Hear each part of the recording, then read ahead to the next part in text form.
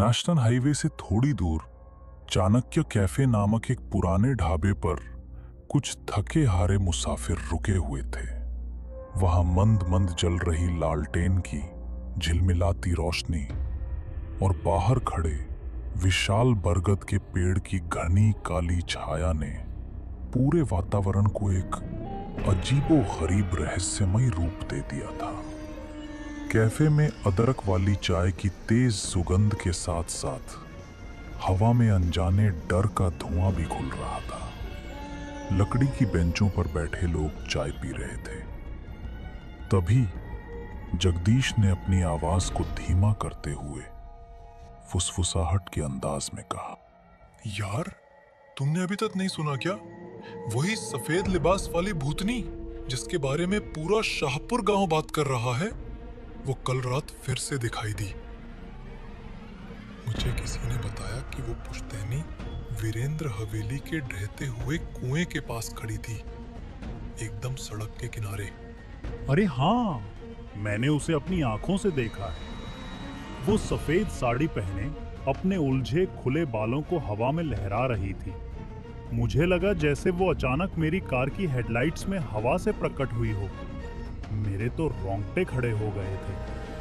आप विश्वास नहीं करेंगे, वो धीरे धीरे अपना हाथ हिलाकर मुझे रुकने और अपने पास आने का इशारा कर रही थी। मेरी हिम्मत जवाब दे गई। मैंने बिना एक पल गवाए बस टॉप गियर लगाया और अपनी पूरी ताकत से वहां से सीधा भाग गया। आज तक मेरे हाथ पैर उस रात की तरह कभी नहीं कांपे थे। श्री चंदूलाल, जो कैफे के सबसे पुराने ग्राहक थे और हमेशा तर्क से बात करते थे, उन्होंने अपनी भारी भरकम आवाज में कहा, तुम युवा लोग हमेशा बात का बतंगड़ क्यों बना देते हो? ये सब मनगढ़ंत बातें हैं। तुम लोग बस भूत प्रेत की निराधार कहानियां बनाकर इस पूरे इलाके में डर फैला रहे हो। ये सब कुछ नहीं है, बस तुम्हारे अधूरी नींद का मानसिक वहम है। तुम्हें इन बातों पर इतना गहरा विश्वास नहीं करना चाहिए। मनोज ने तुरंत श्री चंदूलाल को बीच में टोकते हुए उनसे सवाल किया, चंदूलाल काका, क्या आप सच में मानते हैं कि सब कुछ बस एक वहम ही हो सकता है? गांव के सबसे बड़े बुजुर्ग भी हमेशा यही कहते आए हैं कि उस वीरेंद्र हवेली के कुएं में बहुत साल पहले किसी महिला की लाश मिली थी और ये भी प्रचलित है कि उसकी अतृप्त भूखी आत्मा आज भी इसी वीरान सड़क पर भटक रही है। आप ही बताइए, इतनी सारी पीढ़ियों से चली आ रही बातें क्या सबकी सब झूठी हो सकती हैं? तभी अचानक ढाबे के बाहर बरगद के पेड़ पर बैठा एक बड़ा और काला कौवा जोर जोर से कांव कांव करने लगा। सब लोग एकदम चुप हो गए। वहां एक पल के लिए गहरा सन्नाटा छा गया। देखा, आपने सुना? ये मनूस कौवा इस पेड़ से इस वक्त क्यों नहीं हिल रहा? जरूर वहां कुछ छिपा है, कोई अमानवीय शक्ति जो इंसानी नहीं है। बुजुर्ग कहते हैं कि अगर तुम उस औरत को देख लो तो समझ लो कि तुम्हारे साथ कोई भयंकर दुर्घटना जरूर घटने वाली है। अब हमें यहां से निकल जाना चाहिए।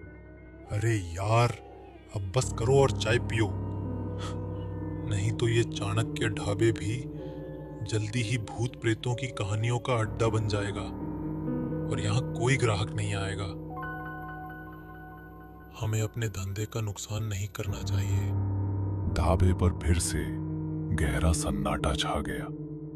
बरगद के पत्तों की सरसराहट और कौवे की डरावनी कांव कांव की आवाज हर किसी को बुरी तरह से डरा रही थी। श्री चंदूलाल, जो हमेशा इन बातों को मजाक समझते थे, अचानक गंभीर हो गए। उनकी आंखों में हल्का सा डर और चेहरे पर चिंता की परछाई साफ दिखाई दे रही थी। बाकी सब उनकी तरफ देखने लगे, मानो वे जानना चाहते हों कि चंदूलाल अचानक चुप क्यों हो गए। चंदूलाल ने अपनी धीमी और कांपती हुई आवाज में कहना शुरू किया, तुम सब शायद ये सोच रहे हो कि मैं मजाक कर रहा हूं या तुम्हें डरा रहा हूं, लेकिन मेरे बच्चों, सच तो ये है कि मैंने भी उस औरत को देखा है। और ये भी बता दूं कि मैंने उसे बहुत करीब से और अकेले में देखा है। वह दृश्य आज भी मेरी आंखों के सामने है और मैं उसे कभी नहीं भूल सकता। ये सुनकर वहां बैठे सबकी सांसें थम गईं। पास ही जल रहे अलाव की आग की चिंगारियां तेजी से फैलने लगीं, जिससे माहौल और भी भयानक हो गया। चंदूलाल ने बताया कि ये बात लगभग 35 साल पहले की है। उस समय मैं युवा था और रात भर ग्राहकों को चाय और गर्मा गर्म पकौड़े खिलाता था। एक रात जब बारिश के कारण रात बहुत गहरी और वीरान हो गई थी, तब मैंने देखा कि एक सफेद साड़ी पहने औरत सड़क पर कैफे की ओर आ रही थी। उसके चेहरे पर एक अजीब सी उदासी और गहरी खामोशी थी। उसकी आंखें आग की तरह लाल चमक रही थी और उसके गीले बिखरे हुए लंबे बाल ऐसे लग रहे थे मानो वह अभी अभी किसी गहरे कुएं से निकली हो। वह मेरे कैफे के ठीक सामने आकर बिना कुछ बोले मुझे लगातार घूरने लगी। एक पल के लिए मुझे लगा कि वह कोई राहगीर है। फिर आपने क्या किया काका? क्या आपने उससे बात की? उसने क्या जवाब दिया? हाँ, मैंने हिम्मत जुटाकर उससे पूछा, बहन जी, आप कौन हैं? इतनी रात को अकेली क्यों खड़ी हैं? क्या आपको कहीं दूर जाना है? पर उसने मेरे किसी सवाल का जवाब नहीं दिया। उसने बस अपना कमजोर हाथ उठाया और उसी बरगद के पेड़ की ओर इशारा किया।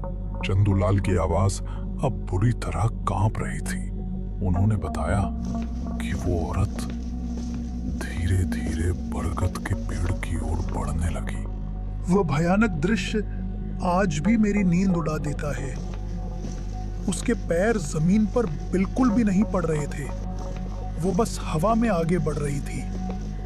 अचानक जैसे ही वो पेड़ के पास पहुंची, उसने एक अजीब सी चीख के साथ जोर से चिल्लाया और उसके लंबे बाल हवा में जोर से बिखर गए।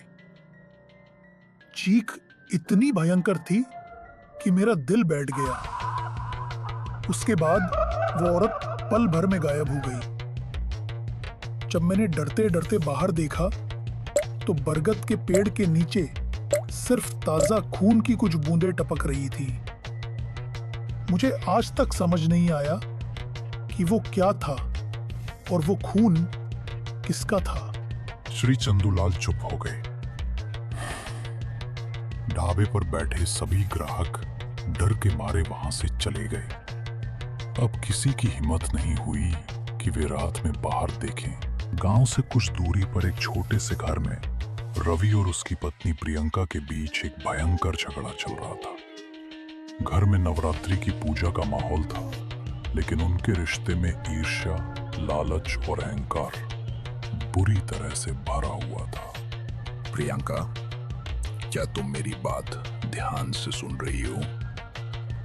मुझे आज रात मटन चाहिए। अगर तुम मटन नहीं ला सकती तो कम से कम देसी चिकन ही ले आओ, नहीं तो मैं खाना नहीं खाऊंगा। मुझे सिर्फ वही चाहिए और कुछ नहीं। रवि सुनो, आज से माँ दुर्गा की पावन नवरात्रि पूजा शुरू हो गई है। ये सबसे पवित्र समय होता है।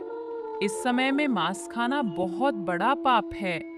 घर में हर कोई व्रत रखे हुए है और तुम मुझे मांस लाने के लिए कह रहे हो? तुम्हें धर्म की बिल्कुल भी परवाह नहीं है क्या? तो क्या हुआ? मुझे जोरों की भूख लगी है। यही मेरी इच्छा है। रोज रोज वही सब्जी दाल खा खा कर मैं तंग आ गया हूं। तुम चाहे कुछ भी कहो, मुझे आज रात मटन चाहिए ही चाहिए। इसमें कोई तर्क नहीं होगा। समझने की कोशिश करो रवि, ये हमारी आस्था का मामला है।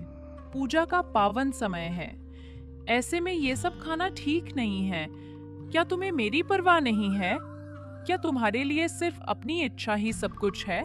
मैं तुमसे साफ साफ कह रहा हूं, मुझे मांस चाहिए। चाहना मतलब चाहना। मेरी भूख सिर्फ इसी से मिटेगी और मैं कोई समझौता नहीं करूंगा। ठीक है, जो तुम्हारे मन में आए वही करो। मैं अब तुम्हें और नहीं समझाऊंगी।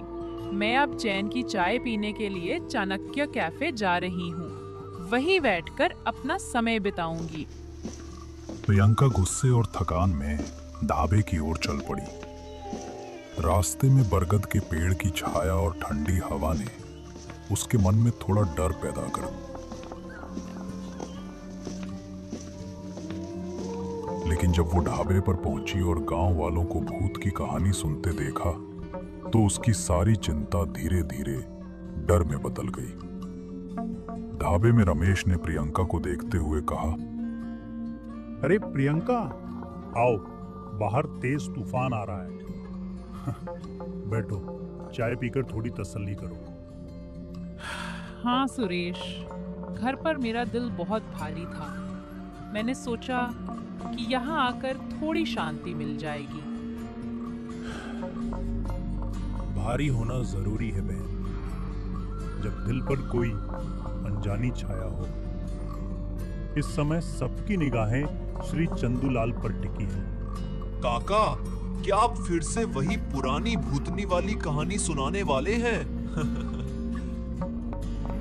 ये कहानी नहीं है मेरे बच्चों, यही उस अतृप्त आत्मा की सच्चाई है। लोग कहते हैं कि वह आज भी इसी राह पर भटकती है और उसे तीव्र मांस की भूख है। प्रियंका चुपचाप बैठी रही। वो सब कुछ मन से सुन रही थी। अजीब बात यह थी कि कहानी की मांस की जिद वाली औरत की आदत उसके अपने पति से मिल रही थी। उसका दिल जोरों से कांप रहा था। उसे ऐसा लगा जैसे चंदूलाल की बातें सीधे उसके अपने जीवन से जुड़ी हुई थीं। बरसों पहले नवरात्रि के पहले दिन एक महिला ने अपने पति की बात नहीं मानी थी। मां दुर्गा की पूजा के दिन भी उसने मांस खाने की जिद की थी। उसके पति ने उसे बहुत समझाने की कोशिश की, लेकिन वो अपनी जिद पर अड़ी रही। और फिर अंधेरी रात में सब लोग चौंक गए और बाहर देखने लगे। ढाबे में एक पल के लिए गहन सन्नाटा छा गया। और फिर उसी रात खेतों से उसकी भयानक चीखें गूंज उठी। सुबह हमें उसकी अधजली लाश मिली और उसकी आंखें अभी भी खुली थी। तब से लोग कहते हैं कि उसकी आत्मा भूखी है। वो पूजा के दिनों में किसी न किसी कमजोर इंसान पर हावी हो जाती है जो मांस की जिद करता है। प्रियंका के हाथ पैर कांपने लगे। उसके पति की जिद और चंदूलाल की डरावनी कहानी आपस में मिल रही थी और वो पूरी तरह से डर गई। क्या ये कोई इत्तेफाक है या ये कोई गंभीर संकेत है जो मुझे मिल रहा है? ठीक है सुरेश भाई, मैं अब जा रही हूँ। वैसे भी वो मांस खाने की जिद कर रहे थे। पता नहीं घर पर क्या हुआ होगा। ठीक है प्रियंका बहन, आप जाइए और याद रखना, कहानी का सच जानना और उससे सीखना बहुत जरूरी।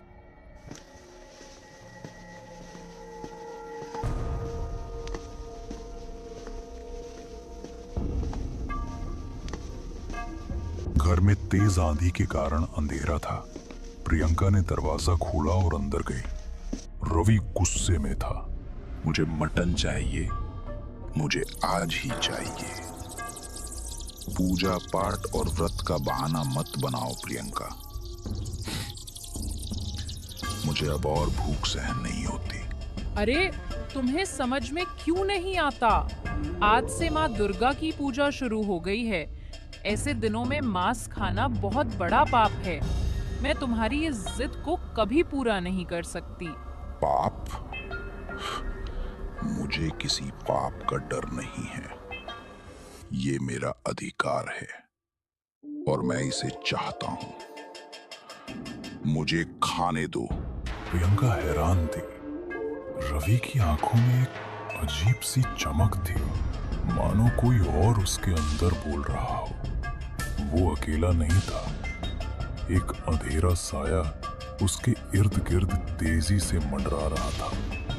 रवि के बूढ़े पिता बाबूजी अपनी लाठी लेकर अंदर आए। रवि, जरा रुको, होश में आओ। ये देवी का स्थान है। तुम्हारी ये इच्छाएं, ये बातें यहाँ उचित नहीं है। पूजा की पवित्रता को समझो। क्या तुम मुझे रोकोगे? तुम सबने हमेशा मेरी भूख को दबाया है। आज मुझे कोई नहीं रोक पाएगा। मैं वही अतृप्त औरत हूं जिसे इबादत की रात भूखा रखा गया था। अब मेरी भूख मिटेगी। प्रियंका चिंतित थी। उसके पति के अंदर वही आत्मा बोल रही थी जिसके बारे में चंदूलाल ढाबे पर बात कर रहे थे। बूढ़ा ससुर कांपने लगा। फिर भी उन्होंने अपनी छड़ी उठाई और रवि को समझाने की कोशिश की। रवि, होश में आओ। ये तुम्हारा तरीका नहीं है। ये जिद छोड़ो, नहीं तो बहुत बुरा होगा। चुप रहो। अब तुम्हारा खून मेरी भूख मिटाएगा। मुझे आज खाना चाहिए। अचानक रवि की आंखें काली पड़ जाती हैं। उसके बाल बिखर जाते हैं। अचानक कमरे की रोशनी बिना कारण बुझ जाती है। प्रियंका बुरी तरह कांप रही थी। रवि के चेहरे पर खून लगा था, लेकिन उसकी मुस्कान अब इंसानी नहीं रही। प्रियंका समझ गई, उसका पति अब सिर्फ इंसान नहीं था, बल्कि उस भूखी आत्मा का सहारा बन गया था, जिसकी कहानी कैफे पर सुनाई जा रही थी। अगले दिन सुबह का उजाला हुआ। प्रियंका भागकर चाणक्य ढाबे आई। श्री चंदूलाल चाय पीते हुए सबको गंभीरता से देखते हैं। काका, उस भटकी हुई औरत की आत्मा, क्या वो अब भी सक्रिय है? नहीं बेटी, देवी माँ की कृपा से सब ठीक हो गया। अष्टमी की रात जब गांव वालों ने इकट्ठा होकर महापूजा की तो आत्मा शांत हो गई, लेकिन वह अंधेरा साया अब भी कमजोर इरादों वाले लोगों के सपनों में घुस आता है और उन्हें गलत रास्ते पर ले जाने की कोशिश करता है। चंदूलाल प्रियंका की तरफ देखते हैं। प्रियंका डरी हुई थी, मानो उसे पता चल गया हो कि कल रात का सपना सिर्फ सपना नहीं, बल्कि उस आत्मा का ही गहरा असर था। क्या मेरी जिद ही उस अतृप्त आत्मा से जुड़ी थी? क्या कल रात का सपना एक भयंकर चेतावनी थी? प्रियंका तुरंत घर लौटी। उसका पति रवि पलंग पे बैठा था। रवि ने प्रियंका को देखते हुए कहा, प्रियंका, मैं उस आत्मा का स्रोत नहीं बनूंगा। आज से मैं माँ दुर्गा का जाप करूंगा और अपनी इच्छाओं पर नियंत्रण रखूंगा। वो घुटनों के बल बैठ जाता है और जोर जोर से मंत्र पढ़ने लगता है। ओम दुर्गाय नमः, ओम कालिकाय नमः, आम सुवत्मा, आम सुवत्मा। प्रियंका उसकी आवाज सुनते ही दौड़कर अपने पति को प्यार से उठा लेती है। उसकी आंखें अब डर से लाल नहीं थीं, बल्कि पश्चाताप और कृतज्ञता के आंसुओं से भरी थीं। आज से मेरा जीवन सिर्फ माँ की भक्ति में ही बीतेगा। अब कोई भी भूख या जिद मुझे गलत रास्ते पर नहीं ले जा सकेगा। मैं अपनी जिद को हमेशा के लिए छोड़